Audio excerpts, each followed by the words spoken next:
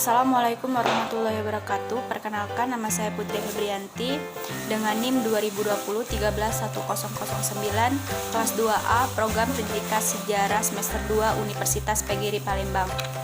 Pada kesempatan kali ini, dalam rangka untuk memenuhi tugas mata kuliah saya yaitu Sejarah Sosial Ekonomi Indonesia dengan dosen pengampu Bapak Habib Soleh, SPD MHUM.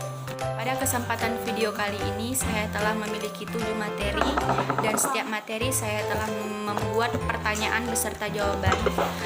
Dengan materi pertama pengertian sejarah sosial ekonomi, yang kedua sejarah perekonomian maritim masa Sriwijaya, yang ketiga perkembangan perekonomian masa Kerajaan Majapahit, yang keempat sejarah kehidupan sosial dan ekonomi masa sistem pajak di Indonesia, dan yang kelima sistem tanam paksa masa kolonial, keenam kehidupan sosial ekonomi Indonesia masa pendudukan Jepang, dan yang terakhir yaitu sejarah perkembangan sosial Sumatera Selatan awal hingga pasca kemerdekaan. Pertanyaannya yaitu dengan meliputi bagaimana dan mengapa.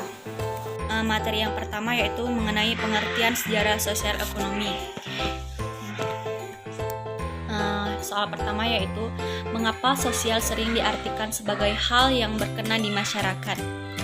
Jawabannya yaitu karena sosial bersifat abstrak yang berisi simbol-simbol berkaitan dengan pemahaman terhadap lingkungan dan berfungsi untuk mengatur tindakan-tindakan yang dimunculkan individu-individu sebagai anggota masyarakat. Sehingga demikian sosial haruslah mencakup lebih dari seorang individu, berarti terhadap hak dan kewajiban dari masing-masing individu yang saling berfungsi satu dengan yang lain. Lalu yang kedua yaitu bagaimana faktor yang dapat menentukan tinggi rendahnya keadaan sosial ekonomi seseorang dalam masyarakat.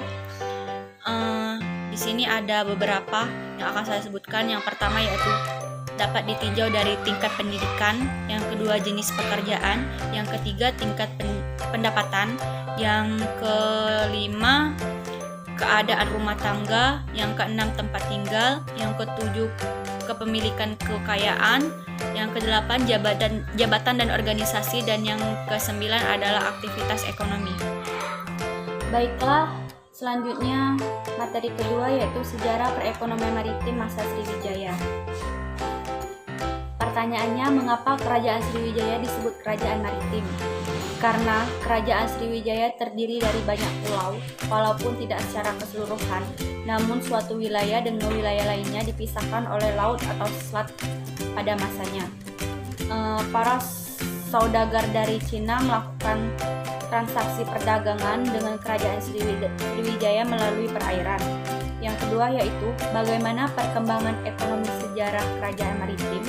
Jawabannya yaitu perkembangan ekonomi Kerajaan Sriwijaya pada mulanya penduduk Sriwijaya hidup dengan bertani, akan tetapi karena Sriwijaya terletaknya di tepi sungai Musi, maka perdagangan menjadi cepat berkembang melalui jalur perairan.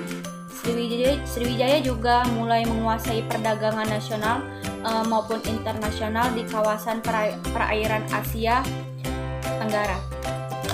Baiklah, yang ketiga yaitu perkembangan perekonomian masa Kerajaan Majapahit. Soal yang pertama yaitu bagaimana cara Kerajaan Majapahit melindungi dan menjaga kesatuan wilayah suatu armada.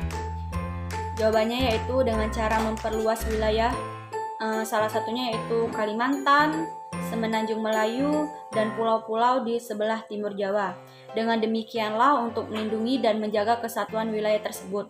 Lalu yang kedua, mengapa para pengrajin atau penggarap industri kerajaan memenuhi kehidupan raja? Dikarenakan mereka tinggal di dalam atau pusat kekuasaan, juga di luar keraton.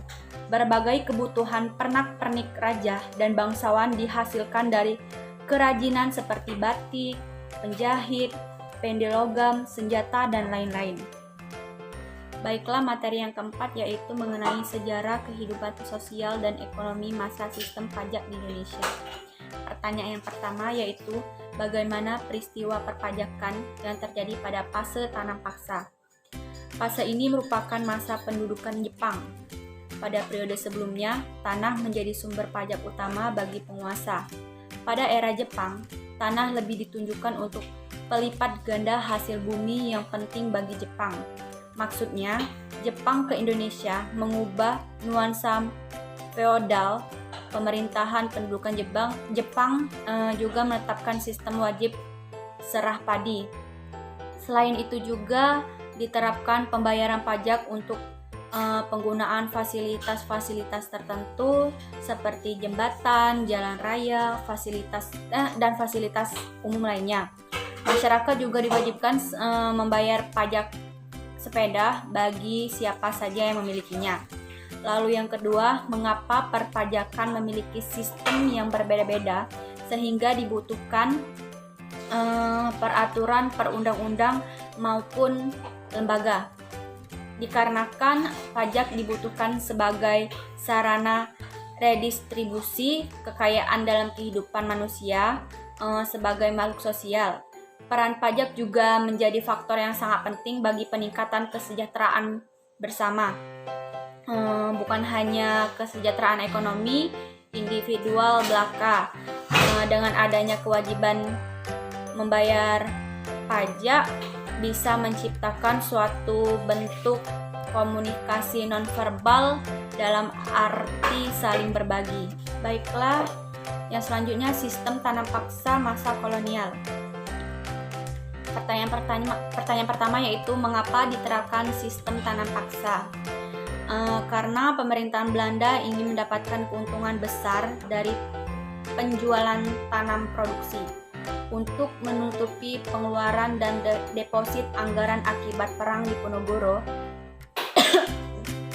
dan pemberontakan Belgia. Tanam paksa adalah sistem yang diterapkan penjajah Belanda agar dapat mendapatkan penghasilan sebesar-besarnya dari wilayah jajahan di Hindia Belanda. Yang kedua yaitu bagaimana aturan sistem tanam paksa. Sistem tanam paksa dijalankan dengan ketentuan yang pertama yaitu melalui persetujuan. Yang kedua, tanah yang disediakan untuk penanaman tanam di pergadaian tidak boleh melebihi 1/5 dari tanah pertanian yang dimiliki penduduk desa. Yang ketiga yaitu pekerjaan yang diperlukan untuk menanam tanaman perdagangan tidak boleh melebihi pekerjaan yang dibutuhkan untuk menanam padi. Yang keempat, bagian tanah yang ditanami tanaman perdagangan dibebaskan dari pembayaran pajak tanah. Yang kelima yaitu hasil tanaman perdagangan yang berasal dari tanah yang disediakan wajib diserahkan kepada pemimpin Hindia Belanda.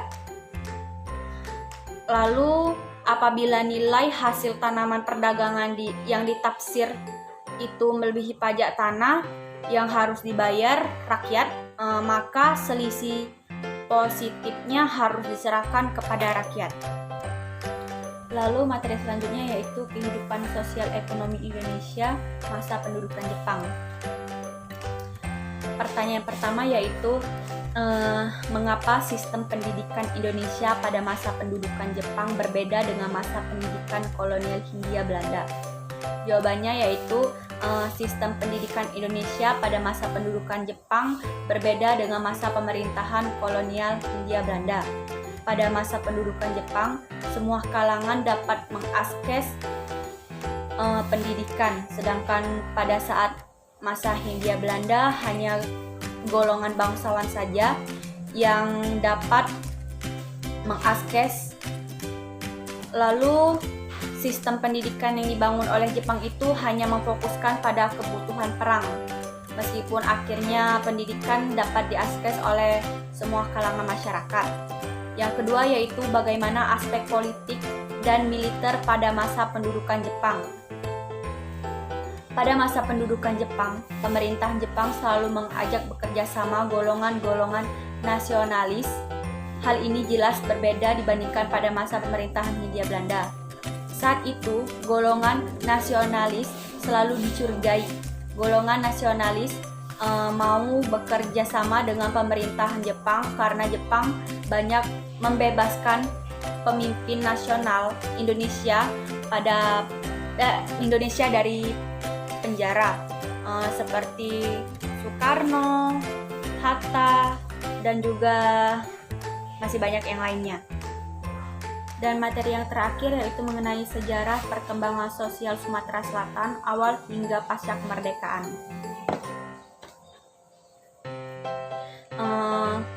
Pertanyaan pertama yaitu bagaimana kondisi sosial masyarakat Palembang pada awal kemerdekaan. Kondisi sosial budaya masyarakat Palembang pada awal kemerdekaan Palembang yaitu dikatakan sangat baik, karena dapat dilihat dari penggunaan bahasa, kehidupan sehari-hari, sistem kekerabatan, sistem organisasi, dan teknologi. Perkembangan ini juga didukung oleh letak ibu kota kesultanan yang menghubungkan perdagangan dari luar kesultanan. Dengan demikian dapat mempercepat dan memperluas tukar-menukar unsur sosial budaya antar bangsa. Dan pertanyaan kedua yaitu mengapa Kesultanan Palembang mau membantu Kerajaan Demak menyerang Portugis? Karena Palembang tidak suka dengan Portugis.